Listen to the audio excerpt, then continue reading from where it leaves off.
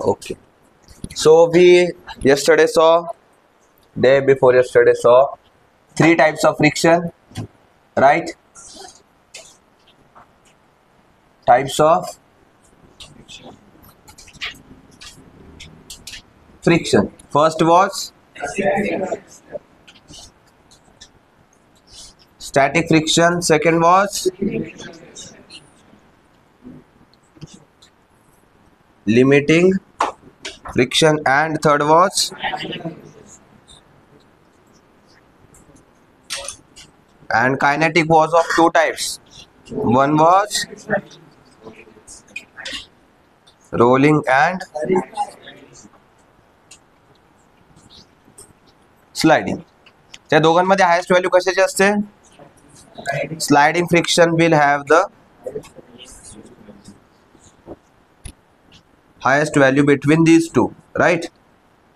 याच्यामधली highest value कोणती आहे? Sliding friction. Okay. त्याच्यानंतर या तिघांपैकी हायेस्ट व्हॅल्यू कोणती आहे? Limiting friction is the highest value between this three. Okay. And least value कोणाची आहे? Kinetic will be the least value. आता हे फ्रिक्शन कॅल्क्युलेट करायचं कसं? सो त्याच्यासाठी काय असतंय, दरवेळेस तुम्हाला एक कोइफिशियंट ऑफ फ्रिक्शन दिला जातो which is represented using tau. Tau म्हणतात ना, आय गेस, या म्यू म्हणतात. म्यू. यस. सो एक यू आहे which to which we call it as mu, and this will be your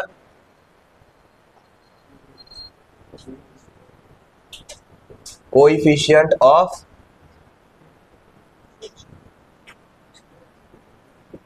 friction. आता हे फ्रिक्शन या तिन्ही चारही पैकी कुठलाही असू शकतं. इट इज नॉट नेसेसरी की एकाच याला म्यूने दाखवता. जर आता स्टॅटिक फ्रिक्शन दाखवायचं असेल तर will draw this mu and will write S. Limiting friction दाखवायचं असेल तर will draw this mu and write L. And for kinetic friction it will be mu k, but the basic representation is using the mu. Okay. तर आता हे तर कळालं आपल्याला, this is the coefficient of friction. मग आता आपल्याला friction calculate करायचंय, राईट. सो फ्रिक्शनचा formula is mu multiplied by R, and R is the reaction. आणि रिएक्शन काय आहे आपण दिलंय अगोदर. इथे केमिकल रिएक्शन नाही आहे ना. कोणती रिएक्शन आहे आपण बघितलंय ना? रिएक्शन कशामध्ये आलतं? It was the apparent weight. But त्या अपॅरंट वेटच्या केसमध्ये काय होत होतं? आपली लिफ्ट वर खाली होत होती, राईट. आता इथे काही हलणार आहे का? वर खाली होणार आहे का? आपलं मोशन वगैरे काही नाही. So this reaction will be the exactly opposite of the weight. Weight कसं कॅल्क्युलेट करतो आपण? Mass into gravity. सो हे रिएक्शन कसं राहील? It will be equals to mass into gravity. Okay. आणि फ्रिक्शन काय असते? Friction is a type of force, right. So friction, if this is a type of force, so इकडचं unit पण काय आलं पाहिजे? फोर्सच आलं पाहिजे. If this is a force, तर याचं युनिट काय आलं पाहिजे? It should be in kg metres per second और सिम्पली न्यूटन. सो इकडे पण काय आलं पाहिजे? न्यूटन आलं पाहिजे. सो आता हे जी रिएक्शन आहे, ही रिएक्शन काय आहे? Mass into gravity in opposite direction. So mass into gravity काय आहे? वेट आहे आपलं. And weight is also a type of force, माहितीये. So this is also a force because of weight of the body. याचं पण unit काय होईल मग?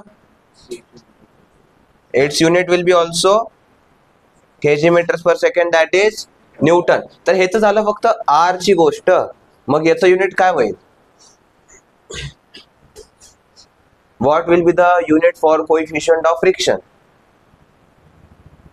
जर याने सगळं काम केलं तर याला काम करायची काही गरज आहे का? नाही. तर मग हे काय होईल? This will be a unitless quantity. So it is also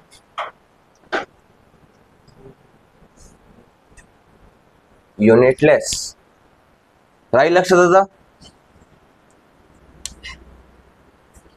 okay. So हे लिहायची गरज आहे का तुम्हाला?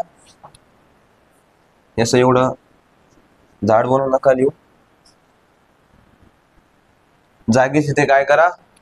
दिस is also in newton. This is force because of weight also in newton. त्याच्या खालीच लिहा असं. Unit is Newton and here also the unit is Newton. आणि R ला सर्कल करायच्या ऐवजी अंडरलाईन करा, जरा नीट दिसेल. अँड आपलं म्यू काय होईल? Mu will be unitless. लिहून घ्या. How calculation of friction. Your formula to calculate friction.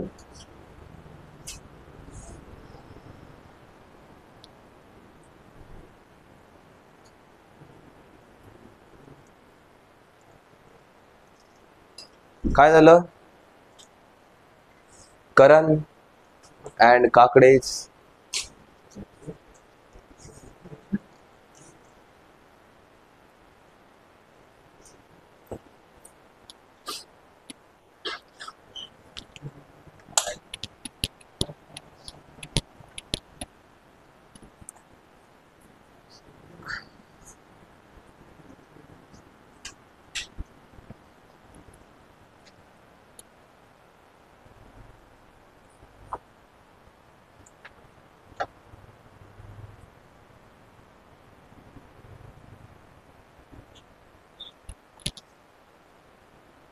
लिहिलंय का? तर मला एक सांगा, why the friction is dependent on reaction and why not on the action. म्हणजे जेवढा फोर्स आपण लावतोय त्या फोर्स वरती फ्रिक्शन का डिपेंडंट नाहीये. On the same time it is dependent on the reaction. म्हणजे जो फोर्स आपल्याला ग्राउंड कडनं वापस लागणार आहे त्याच्यावरतीच का बरं डिपेंडंट आहे friction. And why not on the force which we are applying. काय वाटतंय रिझन?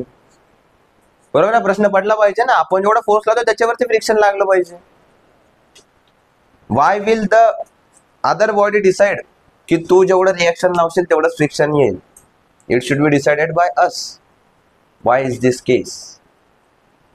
हा सांगा तर. लाव बरं डोकं. हा कॉन्स्टंट असतो. नाही असं नाही होणार. नो नो, लगाओ यार, जरा दिमाग लगाओ. काय होईल?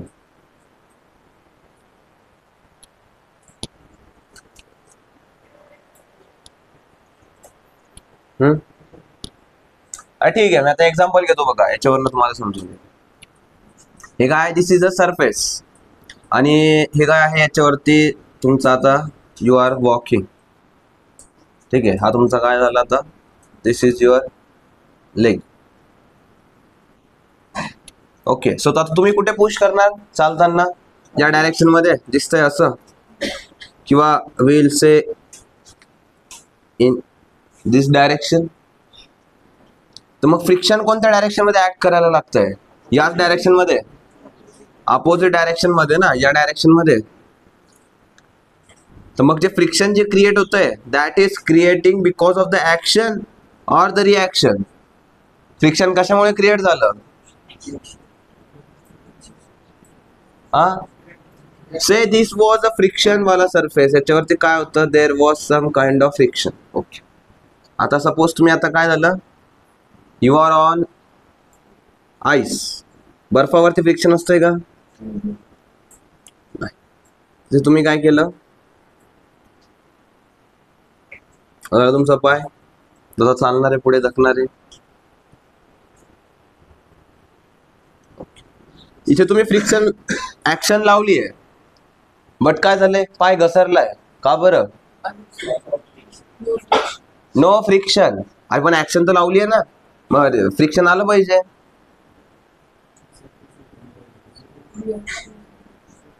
कळलं तुम्ही काय म्हणले इथे? ऍक्शन मुळे फ्रिक्शन क्रिएट झालंय, म्हणजे जो फोर्स तुम्ही लावला त्याच्यामुळे फ्रिक्शन क्रिएट होईल. अरे तेवढाच फोर्स तुम्ही आता आईस वरती पण तर लावलाय. We will write this as say road. This is the road and this is on ice. So आता इथे पण तर तुम्ही फोर्स लावलाय, but why there is no friction in this case? Because आता इथे रिएक्शन भेटलीच नाही. कळलं? आणि रिएक्शन नाही भेटली याच्या मागचं main reason is because there is low किंवा लेस coefficient of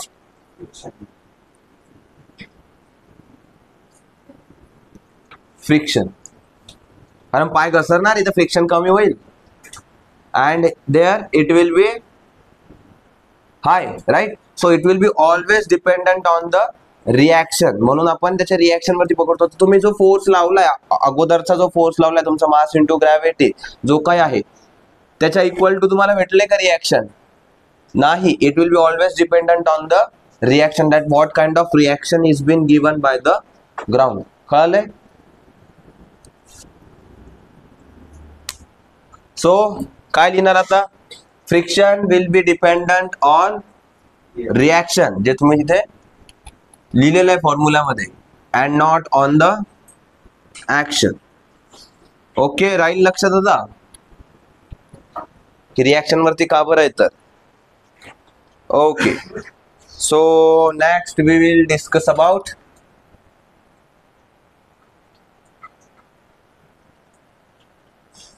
centripetal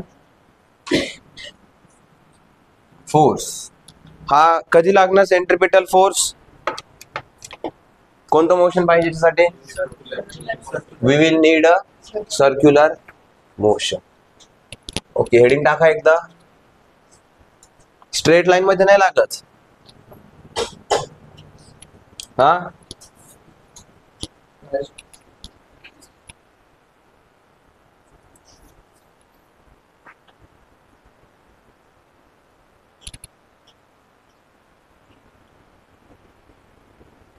And this force acts towards the center or away from the center?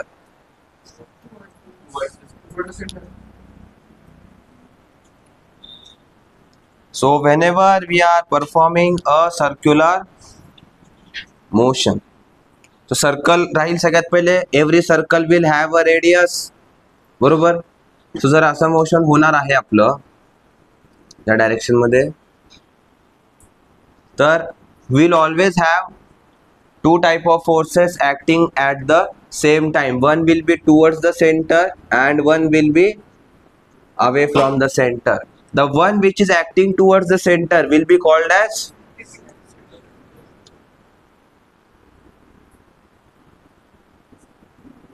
centripetal force, and one which is acting away from the center is called as centrifugal force. So first we are going to study about the centripetal force which acts towards the center. काय झालं? आणि हे काय आहे? This is the direction of motion. Okay, so इथपर्यंत clear आहे. आता एवढे जे फोर्सेस आहेत, आता ज्यांनी टर्न वरती गाडी अशी वाकून लीन करून वळवलेली आहे, जे खतरो के खिलाडी आहेत त्यांना माहिती असेल की एक फोर्स आपल्याला आतमध्ये लावावा लागतो आणि एक फोर्स आपोआप बाहेर लागत असतो. माहिती आहे ना? सायकल ज्यांनी चालवली आहे, ज्यांनी हातपाय गुडघे बिडघे फोडून घेतले, त्यांना माहिती असेल, राईट, की एक फोर्स आपल्याला बाहेर ढकलत असतो, त्याला अपोज करायसाठी आपल्याला दुसऱ्या बाजूला लीन करावी लागते, right? So this is the action and reaction pair. Okay, एक देगा action and other will provide the reaction whenever we are in the circle. दोघांपैकी एक फोर्स जरी जास्त झाला तर काय होईल? There will be disbalance. जर सेंट्रिपिटल फोर्स कमी झाला तर काय होईल? हा आतमध्ये लागणारा फोर्स कमी झाला तर बॉडी काय होईल? बाहेर चालल्या जाईल. किंवा बाहेरचा लागणारा फोर्स कमी झाला तर काय होईल? बॉडी आतमध्ये पडेल. गाडी जास्तच वाकवली, आतमध्ये जास्तच फोर्स लावला, काय होतं? गाडी आतमध्ये सांडते आणि गाडी वाकवलीच नाही तर काय होतं? बाहेर जातो माणूस. कार मध्ये बसल्यानंतर कार वाकवत येते का इकडे? नाही. आपण या साईडला होतो कधी कधी, अरे दुसऱ्या अपोजिट साईडला ढकललं जातं का नाही माणूस कार मध्ये वळवताना. So it is because of the centripetal and centrifugal force. So आपण आता एक एक करून बघू. So first will be discussing about the centripetal force. Heading टाकली का? Okay.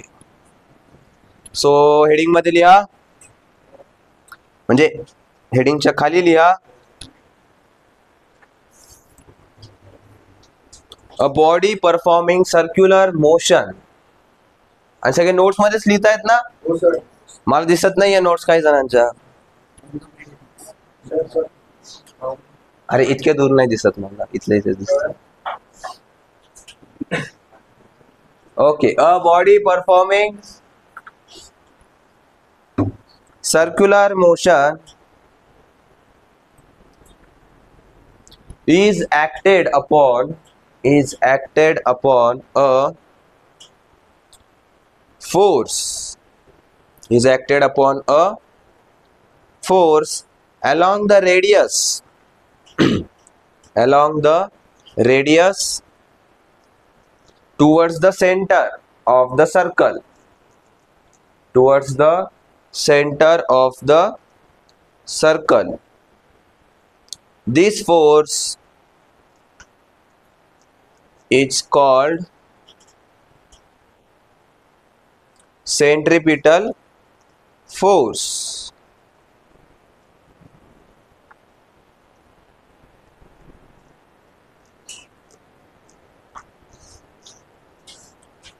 Okay. So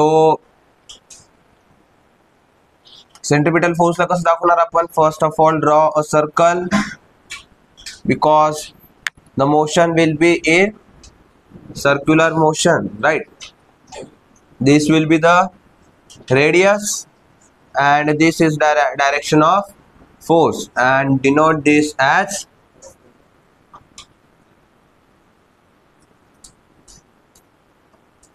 centripetal force. And what is this? This is the direction of motion. आणि हे ब्रॅकेट मध्ये आता इथे लिहिलंय v. सो v काय आहे? It will be the velocity, but what type of velocity? It will be the linear velocity. म्हणजेच काय होईल? त्याला थोडक्यात जर म्हणलं आपण तर त्याला म्हणता येईल स्पीड. लिनियर म्हणजे काय? मी तुम्हाला पहिलेच आपल्या मोशन मध्ये सांगितलेलं आहे. लिनियर म्हणजे काय? Linear is always a straight line. So ही जी गोल फिरणारी व्हेलॉसिटी आहे याला जर स्ट्रेट लाईन मध्ये आणलं तर काय होईल? तिची जी व्हॅल्यू राहील त्याला आपण काय पकडणार आहे? v. सो याला एवढं स्ट्रेट करायचं आणि लिनियर विनियर म्हणायच्या ऐवजी आपण सरळ एका शब्दात काय म्हणू शकतो? स्पीड. ओके. आणि त्याची एक आणखी एक व्हॅल्यू राहील, that will be r, and r will be the radius of the circle.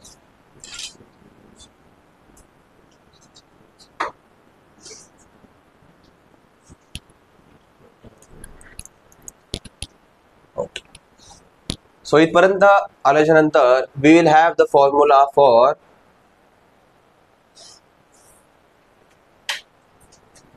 centripetal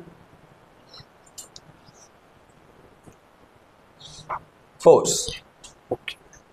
so centripetal फोर्सचा फॉर्म्युला आहे M V square upon R. So इकडे काय आहे लेफ्ट हँड साइडला, this is force.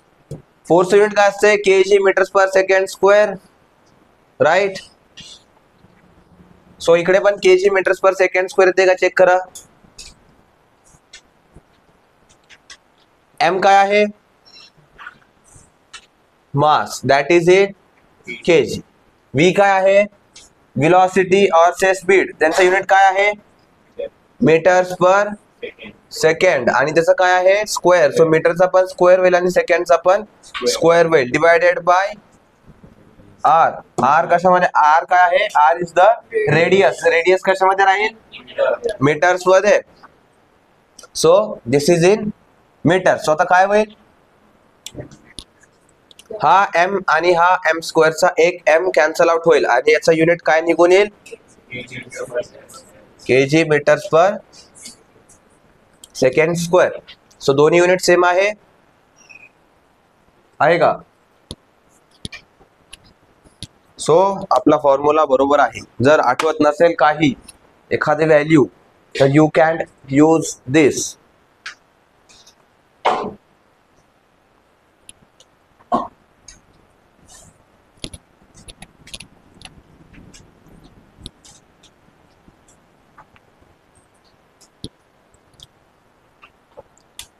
Okay, so next force is now centrifugal force. So next heading टाका, याच्यामध्ये एवढंच आहे सेंट्रिपिटल फोर्स. याचे फक्त तुम्हाला ऍप्लिकेशन वरती क्वेश्चन येईल किंवा सरळ सरळ हा फॉर्म्युला यूज करून तुम्हाला सेंट्रिपिटल फोर्स कॅल्क्युलेट करावं लागेल.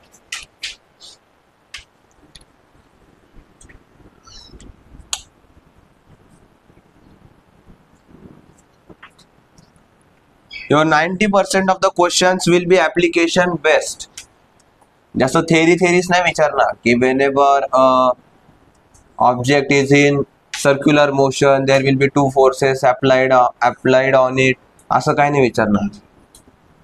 ऍप्लिकेशन बेस्ड राहतील. की टर्न मारताना गाडी जी लीन करतो आपण towards the centre, that is because of what, ते विचारतील. या टाइपचे क्वेश्चन्स राहतील तुम्हाला. Okay, so first is our second is our centrifugal force. So centrifugal force कुठे लागेल, it will be away from the centre.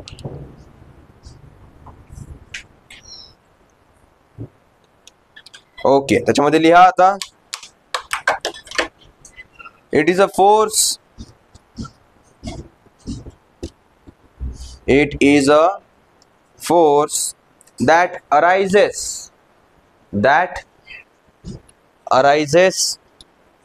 when a body is moving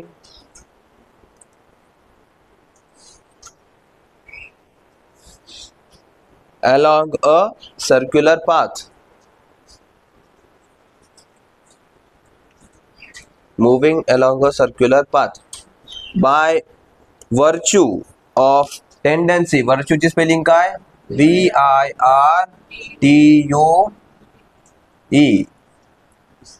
virtue.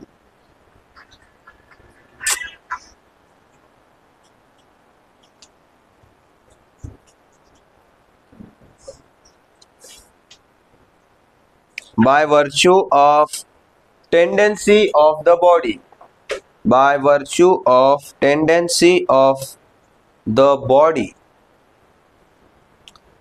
to regain its regain म्हणजे काय, पुन्हा जशाला तसं होणे. to regain its straight line path, to regain its straight line path. हेच आपण अगोदर पण वाचलंय का, कशामध्ये झालंय असं काही. What is this called as, वाचा ते स्टेटमेंट, वाचा एकदा.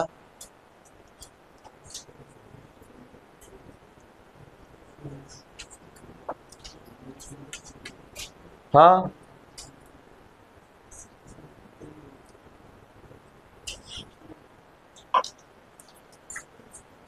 काय आहे? A tendency of the body to regain its natural straight line path. काय आहे?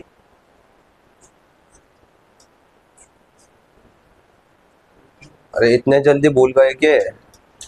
हा, कसं होईल?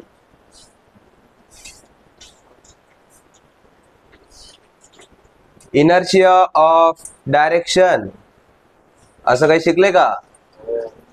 फक्त शिकले, लक्षात काहीच नाही ठेवलं. हा, इनर्शिया ऑफ डायरेक्शन काय? चेक करा पटकन. बुकच नाही आणली आपण, है ना? कुठे मग? बघा ना मग काय आहे.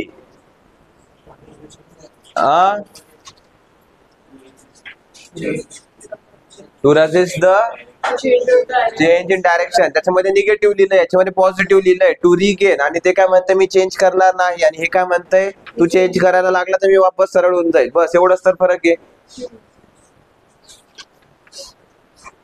म्हणजे ते असं झालं, मी याच्या बाजूला बसलोय आणि तिकडचा म्हणतोय मी याच्या बाजूला बसलोय. दोघं तर बाजूबाजूलाच आहे, एकच तर गोष्ट सांगताय दोघं, पण ते तरी आपल्याला समजत नाहीये कोण कोणाच्या बाजूला बसले. एडे पोरं सगळे. विसरायचं नाही, ऍप्लिकेशन बेस्ड आहे सगळं, तरी प्रत्येक गोष्ट सांगितली आहे एक्झाम्पल घेऊन. ओके, त्याच्यामध्ये लिहा. पुढे स्ट्रेट लाईन पर्यंत लिहिलंय, full stop. It is regarded as regarded म्हणजे काय? It is also said to be regarded as reaction of centripetal force.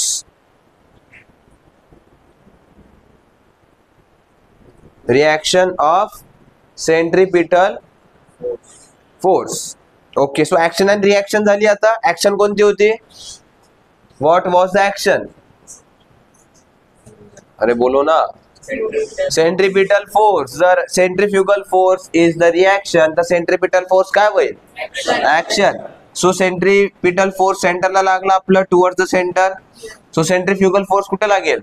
Away from the centre, आणि this is our circle. So next statement काय लिहिणार? It acts along the radius. रेडियसच्याच along act करतंय का ते?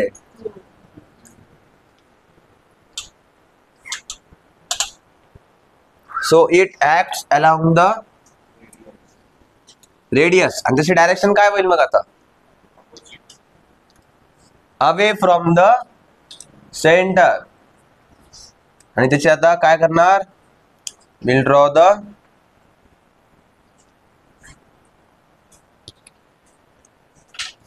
Diagram. So हे काय झालं आपलं? Direction of motion, and this will be आवर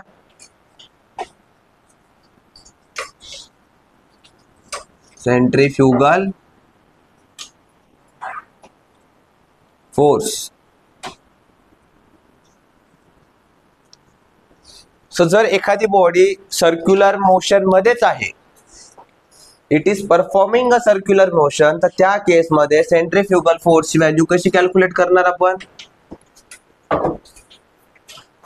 हा, एक्झॅक्ट. सो याला काही फॉर्म्युला द्यायची गरज आहे का? नाही. आणि जर सर्क्युलर मोशन मध्ये नाही राहिली बॉडी, आणि ती सर्क्युलर मोशनच्या बाहेर चालल्या गेली, मग त्या केसमध्ये सेंट्रिफ्युगल फोर्सची व्हॅल्यू काय होईल? 0. जास्त कशी होईल? वेट, गलत हो गया ना. In that case centripetal force will be 0, कारण आतमध्ये ओढतच नाहीये ना ते. मी सेंट्रिफ्युगल फोर्सला म्हणलं 0, कारण आता आतमध्ये ते सर्क्युलर मोशन इकडे नाही ओढणार त्याला. त्याची डायरेक्शन काय आहे? इकडे. तो ते स्ट्रेट लाईन इकडे, इकडून इकडे चालल्या जाईल. अँड सेंट्रिफ्युगल फोर्स कशामुळे आहे? Because of the virtue of tendency of the object to regain its natural straight line path. म्हणजे त्याच्या स्ट्रेट लाईन सोबत जाण्यासाठी त्याला सेंट्रीफ्युगल फोर्स त्याच्यावरती ऍक्ट करत असतो. And we have seen this in the inertia of direction. Inertia of direction काय सांगतं? There will be a resistance in the direction of change in the direction of motion. जर आपल्याला direction change करायची असेल एखाद्या ऑब्जेक्टची तर इट विल रेजिस्ट. बरोबर का? नाही समजत आहे ना?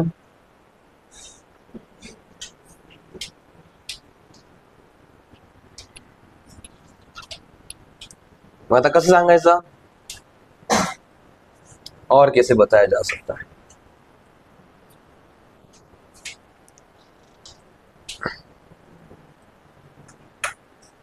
ओके, सो जर सर्क्युलर मोशन मध्येच असेल तर आपली सेंट्रीफ्युगल फोर्सची व्हॅल्यू काय होईल? It will be the minus of centripetal force because it acts in the exact opposite direction of centripetal force. आणि सेंट्रीफ्युगल फोर्स का ऍक्ट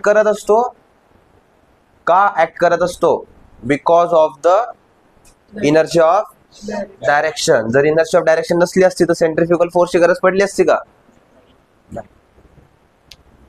ओके, सो ऍप्लिकेशन काय काय आहेत आता सेंट्रीफ्युगल फोर्सचे सांगा बरं.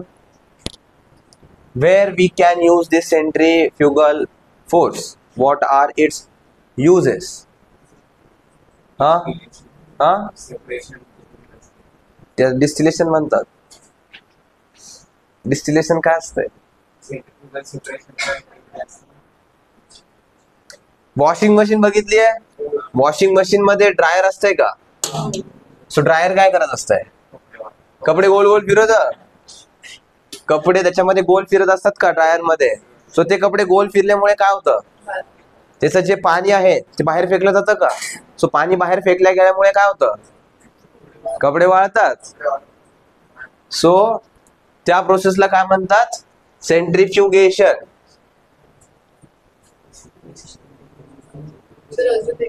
हा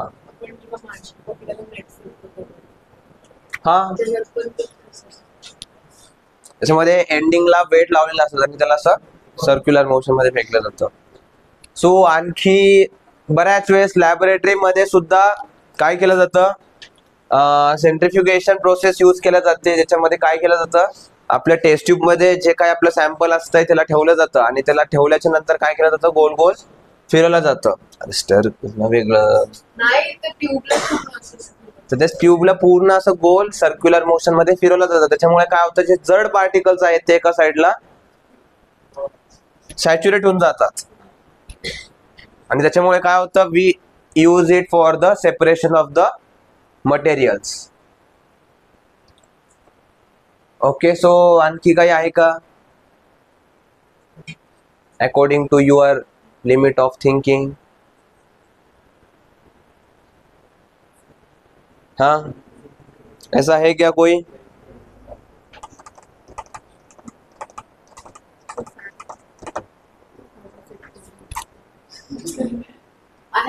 ते चेंज इन एनर्जी येते. Kinetic energy, mechanical energy is converted into kinetic energy.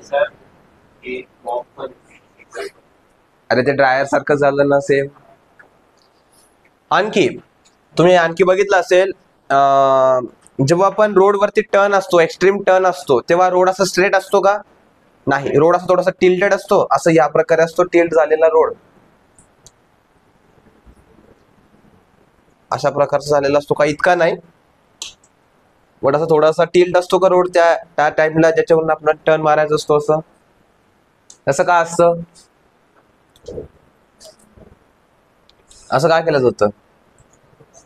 असं भारी वाटलं पाहिजे टर्न मारताना, आहे ना? काय फील येईल म्हणून असं टर्न मारताना. मज्जाच मज्जा.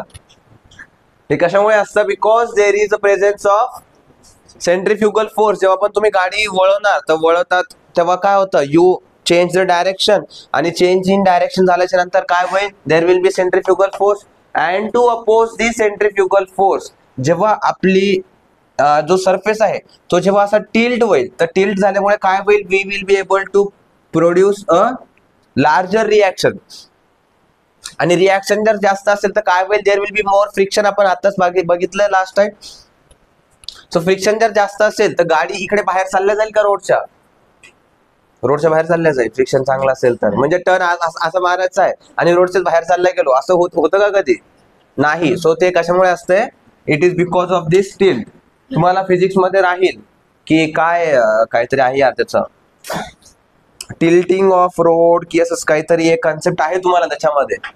सो आपल्याला तेवढ्या डीप मध्ये नाही जायचंय. आपल्याला आपल्या सिलेबस नुसार, एनडीएच्या सिलेबस नुसार जेवढा आहे मी तेवढा सांगतोय की road are tilted along the turns so that there will be presence of centrifugal so as to counter the centrifugal force. म्हणजे जो फोर्स बाहेर लागणार आहे त्याला कमी करायसाठी आपण रोडला काय करतो, अलॉंग द टर्न्स आपण टिल्ट करत असतो. ओके, सो इथपर्यंत क्लिअर आहे.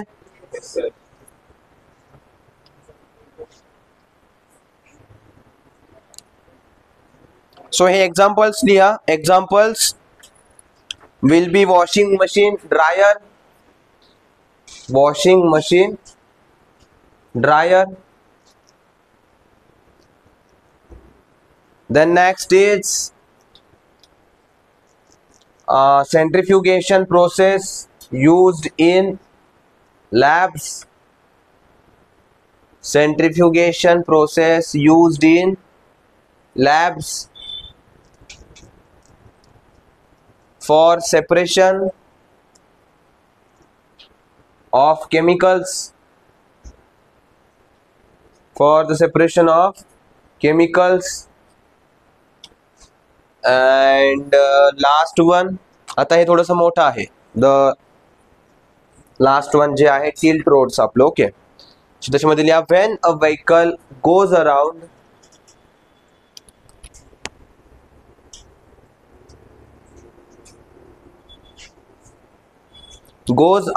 A curved road. Curved road कसं लिहिणार, CURVED, curved road. Curved road म्हणजे काय, टर्न असलेला. ओके, तेव्हा काय केलं जातं, at that type of road,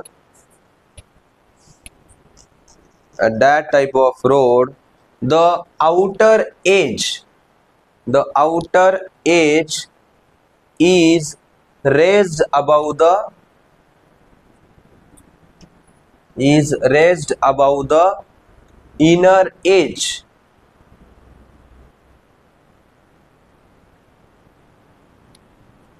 Is raised above the inner edge.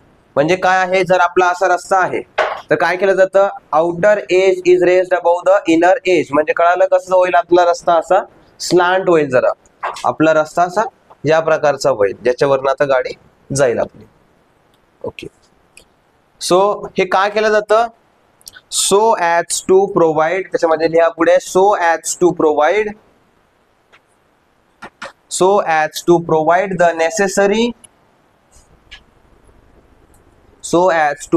The necessary. कोणता फोर्स लागेल आता आपल्याला, कोणता फोर्स प्रोव्हाइड करायचा आपल्याला इथे, आणि कोणता फोर्स ऑलरेडी आलाय इथे, कोणता फोर्स आहे आता बॉडीमध्ये, सेंट्रीपिटल फोर्स आहे की सेंट्रीफ्युगल फोर्स आहे. हा, अरे गाडी टर्न मारतीये, so it will try to regain its straight line path, बरोबर. तर त्याच्यामुळे कोणता फोर्स येतोय, it will be the centrifugal force. So आपल्याकडे सेंट्रीफ्युगल फोर्स आहे, अँड आपल्याला कोणता फोर्स प्रोव्हाइड करावा लागेल आता एक्स्ट्राचा, सेंट्रीपिटल फोर्स प्रोव्हाइड करावा लागेल. तो आपण कुठपर्यंत लिहिलंय, so as to provide the necessary. कोणता फोर्स प्रोव्हाइड करावा लागेल, सेंट्रीपिटल फोर्स. त्याला गाडीला आतमध्ये ओढून ठेवायचंय ना आपल्याला, सेंट्रीफ्युगल फोर्स कुठे लागेल, बाहेर लागेल. सो गाडीला ढकलायचंय का बाहेर, नाही टर्न नको मारू म्हणून, नाही ना, गाडीला ओढून ठेवायचंय रोड वरती. So we have to provide the centripetal force. so as to provide the necessary centripetal force. Okay, असं काय केलं जातं तर रोड वरती टर्न असा वाकडा का असतो तर रोड तेव्हा so as to provide the necessary centripetal force, आणि गाडी जी आहे ती रोड वरतीच राहिली पाहिजे, नाही तर काय गाडी वळवायला गेलो आणि गाडी रोडच्या खाली असं नाही व्हावं म्हणून. ओके, सो आता काही न्यूमरिकल्स घेऊ आपण based upon force. Okay,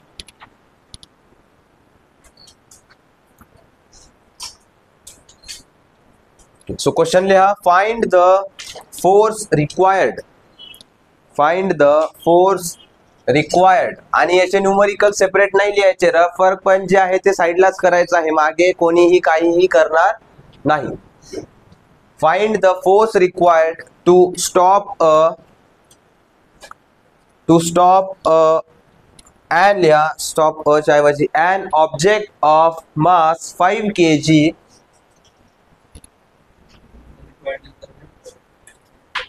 force required to stop an object of mass 5 kg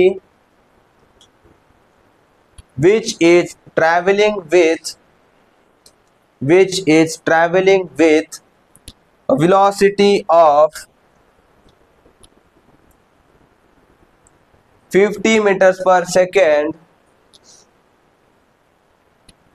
in 10 seconds.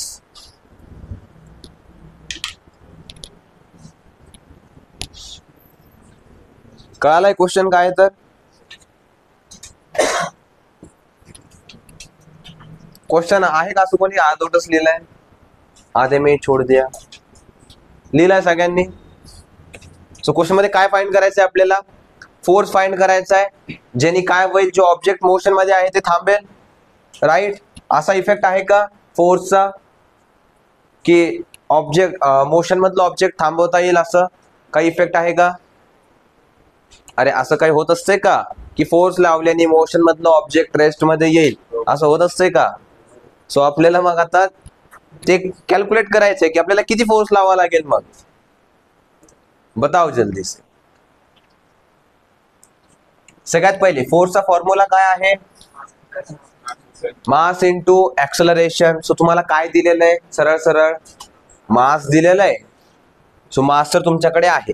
So what you need to calculate is the acceleration. Acceleration कसं कॅल्क्युलेट करतात? Final minus initial velocity upon time. So final velocity किती होईल? 0. का बरं? We have to stop it. So final is 0. Initial was 50 and time taken is 10. So acceleration किती होईल? Minus 50 upon 10, that is minus 5. So you have got mass as well as the acceleration. So the force will be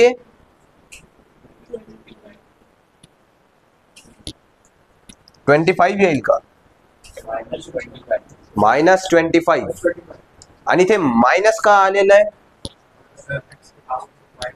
हा,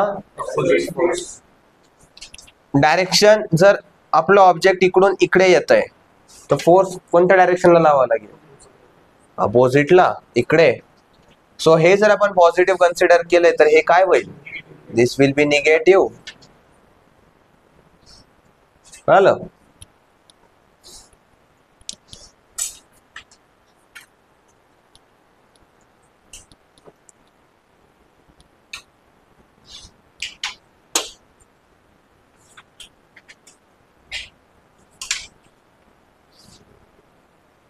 okay, so next question आहे आपला आता, find the final velocity of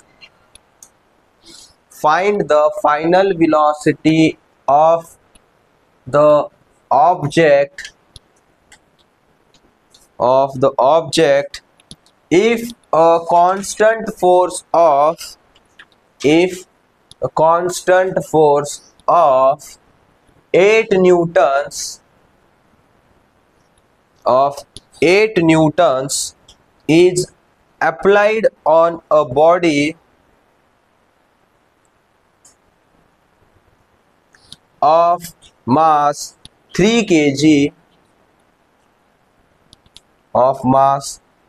kg for 4 seconds.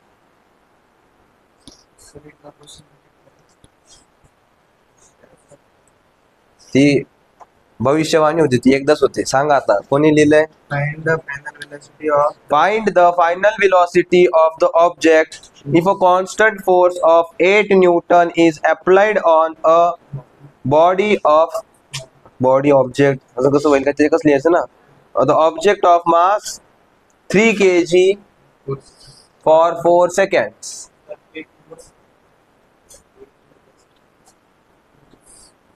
देखते हैं.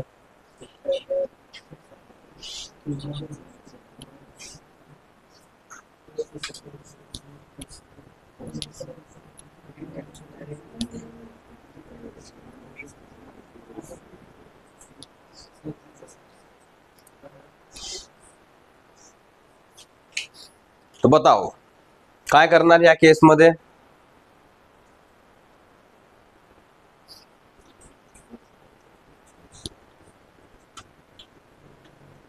Force लावल्यामुळे काय होईल? Body rest मधून मोशन मध्ये येईल, राइट? सो त्याच्या मोशनची वेलोसिटी किती होईल वो बता.